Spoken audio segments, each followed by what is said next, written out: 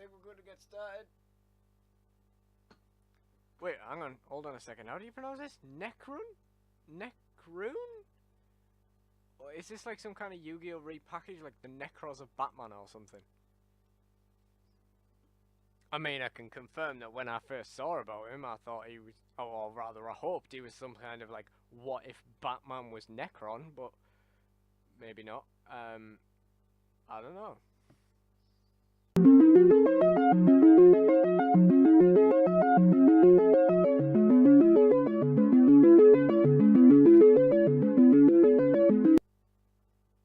Hey YouTube, welcome to Clix Corner. Today we are asking, could Nekhrun the Bat God be meta? And by meta, of course, we mean, as always in this context, that can it be used on a constructed team even once?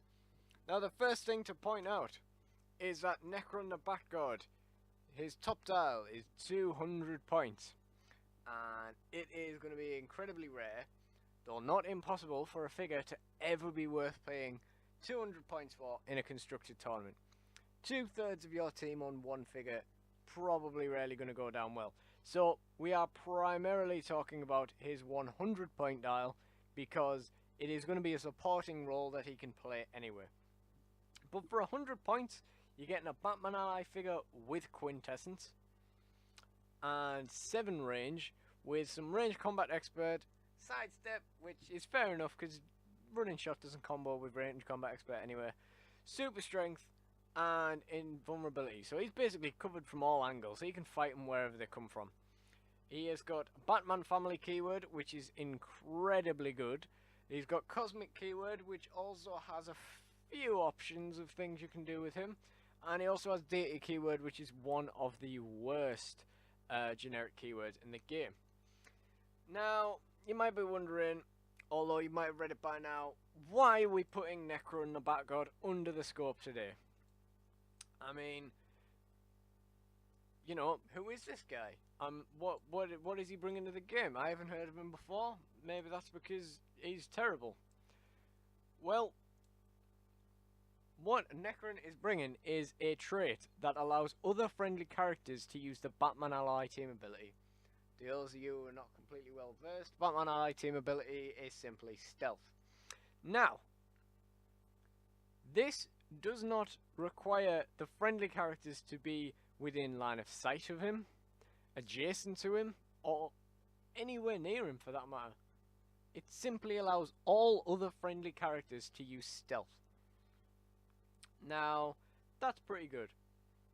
Fundamentally, he can allow all of your characters to have stealth, and then when he is KO'd by an attack for the rest of the game, other friendly characters can't be targeted by characters 4 or more squares away, which is also pretty good. It's a nice little bonus when he dies. He's got a bit of perplex in his middle dial and a bit of pulse wave at the end of it. He doesn't have amazing numbers, doesn't have amazing powers, but you know, you could easily get a couple of 5 damage shots in, or a couple of pulse waves in when he's on his last legs. And the main thing you want to use him for is this ability to give everybody what am I googling here? Is this ability to give everybody stealth.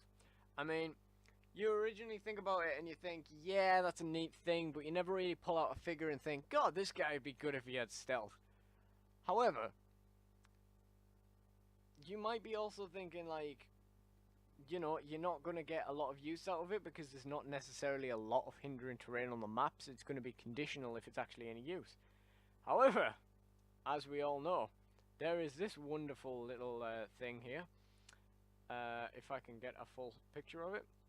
There is this wonderful little map here of Wakanda, which is absolutely tiny on this screen. Can we get it a bit bigger? No, we can't, apparently. Okay. Bear with me. This is Wakanda, for anyone who doesn't know. This is all hindering terrain, this is all hindering terrain, and this is all hindering terrain. So all of a sudden, you have a lot of terrain to play with if you get the map choice. And if you're playing a Batman family team, it's probably going to be pointless because they're probably going to have Batman ally anyway. But, you know, you can get your additions to the map roll if you get them on some kind of keyword team using those two. Now, what this is going to do is Wakanda gives you +2 to defense on ranged combat attacks rather than +1, which is good. However, with Nekhrun about, your entire team is not going to be able to be targeted at all, assuming it's not in these 4 rows here. So, as long as you're on this end, you can effectively stop your opponent from playing a ranged combat team at all. And he's only a 100-point investment. I mean, it is a fair bit, but it is a good-ass power, and he does bring a lot to the table as well as that.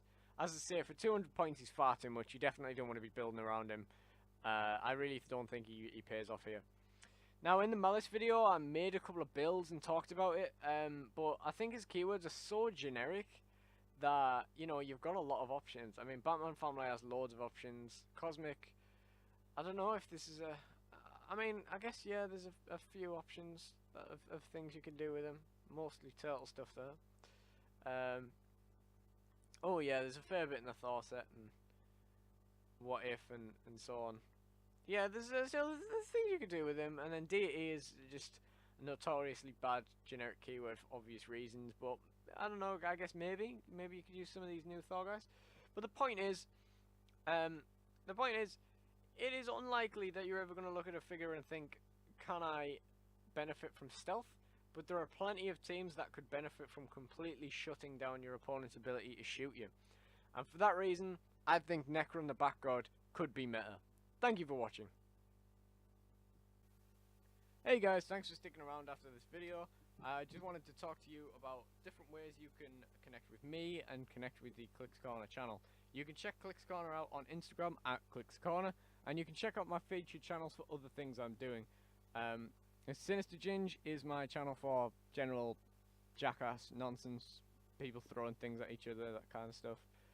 Card Corner is my most relevant channel to this, which is where I do all of my card game based videos. We Have a Technical is a podcast channel I'm going to set up soon. It does need a name change, but it is basically going to be a music themed channel. It's mostly going to be interviews on local bands, building up their profile and so on and so forth. I think it'll be a bit of a laugh. And finally we have the archive feed, which is my Let's Plays and gaming channel. There are a few compilation videos on there already, but more or less it is just Xbox One compilation clips so far, but I hope to get some content on there soon. You can check out my actual channel if you haven't already, and just drop a subscribe if you'd like to see more videos like this. We do opening videos, we do vlog videos, we do a few set discussions, and we do a lot of videos where we talk about where we give advice to rookies and general ranting videos. So thank you for sticking around, and thanks for watching this video. I've been Clix Corner again. Goodbye. Hey guys, just an additional point. If you're interested in our new theme song, you can listen to it on SoundCloud, where all the Tiger Driver tracks are. It is called The Opium Grotto, and it is from one of my solo works. All of my stuff is on here. It's soundcloud.com/shadowprince2, and everything is in here. It's just here in the playlist Imagine.